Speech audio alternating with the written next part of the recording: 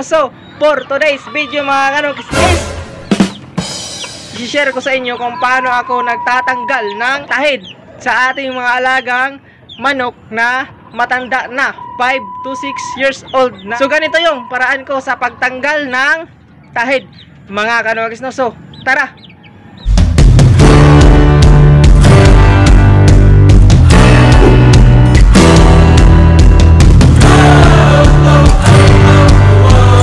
So bago ang lahat mga kanokis, dito na yung mga sisiyo na inalagaan natin mga kanokis, no? So sa ngayon is nasa 33 days na sila, no? Alright, so ayan, ito yung boomer pumpkin natin, no? Alright, so ayan, maganda talagang tingnan, no? At mayroong kapatid to mga kanokis na para siyang black pumpkin, no? Dahil yung nanay nila is pumpkin at yung tatay naman nila is yung Milsim Black natin, no? So ito yung kinalabasan. So ayan, kung makikita nyo, dilaw yung leeg at saka itim naman yung buntot, pakpak at saka dilaw dito, no? So ayan, para siyang may pumpkin talaga. Ayan, no? So ayan, sana maging black pumpkin to mga kanokis, no? Nang sa ganon, meron tayong off color na maganda dito sa ating backyard, no? Right? So ayan, no, maganda siya tingnan, no? So lalaki pa naman din tong manok na to. Ayan. So right? So ito yung update. So yan yung update ko sa mga sisiyo na inalagaan ko dito sa aking area, no? So tara mga kanokis, no? I-share ko na sa inyo kung paano ko gagawin ang pagtanggal ng tahid sa ating mga matatandang manok, right? So ganito yung paraan ko mga kanokis. One eternity later. Disclaimer. No animals were harmed in the making of this video. So ito yung tatanggalan natin ng tahid mga kanokis, no? Ayan, ito yung 6 years old gray natin. Ayan, kung napapansin nyo mga kanokis is ang haba na ng tahid na yan mga kanokis, no? Alright, so ang gagawin natin dyan ngayon mga kanokis is hindi natin lalagariin mga kanokis, no? Dahil kapag nilagari natin mga kanokis is masasaktan yung ating alagang manok mga kanokis, no? So ang gagawin natin mga kanokis, no, is papainitan natin yan ng tahid na yan gamit ang lighter mga kanokis, no? So ngayon pagmumukay nating stag yung tahid niya, no? So hindi kinikis-kis, hindi nilalagari. So ang gagawin natin is papainitan gamit ang lighter, no? Alright? So ayan siya, no? Pakilatis muna mga kanokis, no? So yan yung tahid na papainitin natin ngayon, no? Nang sa ganon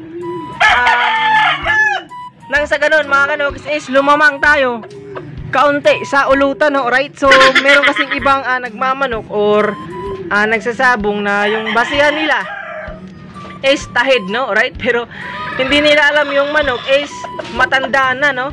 So meron ding sa balahibo, ayan. Meron ding sa muka. So ayan yung muka niya mga kanokis, no? So ayan siya. So meron ding sa tahid. So yung ngayon yung tahid niya yan is gagawin nating istag, alright?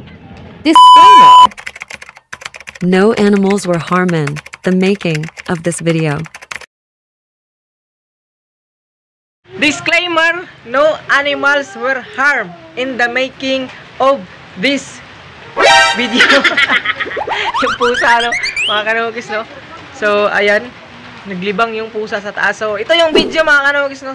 Kanina sa tanggal ko ng tahid sa ating alagang manok, right? So, papalitan lang natin mga kanokis, no? Para hindi tayo magka-restricted sa ating lulu white, right?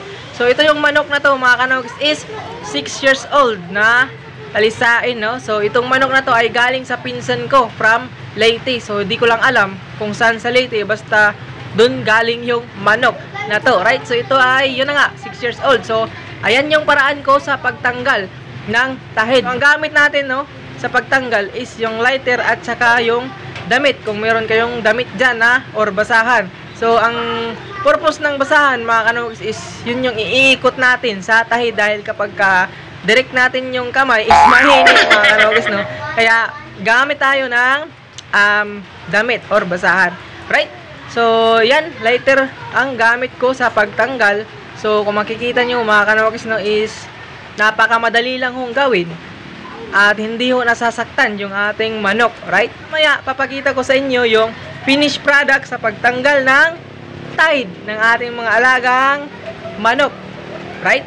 One eternity later. So, andito mga kanokis, no? Natanggal na natin yung tide sa ating alagang manok, mga kanokis, no? Right? So, ayan siya mga kanokis, no? So, kapag ka ito yung gagawin nyo mga kanokis, no, is tumatagal siya ng 1 linggo bago maghilom yung sugat sa ating alagang manok, right? So, ayan, stag na yung tide ng ating alagang manok, mga kanokis, no? Right? So, andito yung tide na natanggal natin. So, ayan na siya, no? Nagmistulang bata yung ating alagang manok, right? So, andito, tapos ko nang natanggalan ng tide. Andito, no? Tapos ko na natanggal ng tide yung ating 6 years old na regular gray, no? Right? So, ito yung paraan ko mga kanokis, no? Kasi kapag nilagari ko yung tahid ng ating manok is, baga pangit siya tingnan, no? Kumbaga, nagmukha siyang, yung hillboy, yung pinutol yung dito, yung sungay niya. So, mapurol. So, hindi siya matulis, no? Right? So, yun yung paraan ko. Ito yung paraan ko sa pagtanggal. So, madali lang. Lighter lang yung kailangan. So, mga 20 seconds. So, pagka naamoy mo na yung baho ng tahid, is ikutin mo lang, tsaka mo tanggalin. Alright? So, yan naman siya. Okay naman siya mga kanokis, no? At ito lang yung gagawin natin kapag tayo nagtanggal ng ganitong tahid. Iwasan natin itali muna yung ating alagang manok. Gaya nitong ginawa ko, no? Nasa 3x3 muna yung ating alagang manok. Ayan, kung napapansin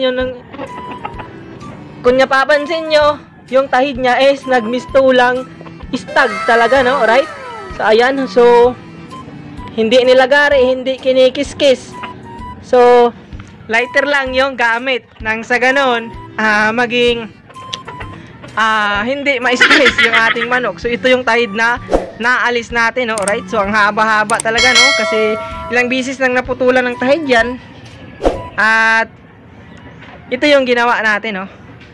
Para maging bata yung tahid ulit ng ating alagang manok. Alright? So, ayan siya, no? So, mga kanokis, hindi ko ginagaranti sa inyo na gayahin nyo yung paraan ko, no? Alright? So, nasa sa inyo lang yan. Kung gusto nyo gawin nyo. Gusto ko lang kasing i-share yung idea ko about sa pagtanggal ng tahid, no? Ayan. So, okay naman yung manok natin, mga kanokis, no? Alright? So, hanggang dito na lang for today's video, mga kanokis, no? Maraming salamat sa lahat ng nag-subscribe, nag-like, nag-comment, nag-share, at sa lahat ng mga nanood sa ating mga gawang video, mga kanokis, no? So, peace out!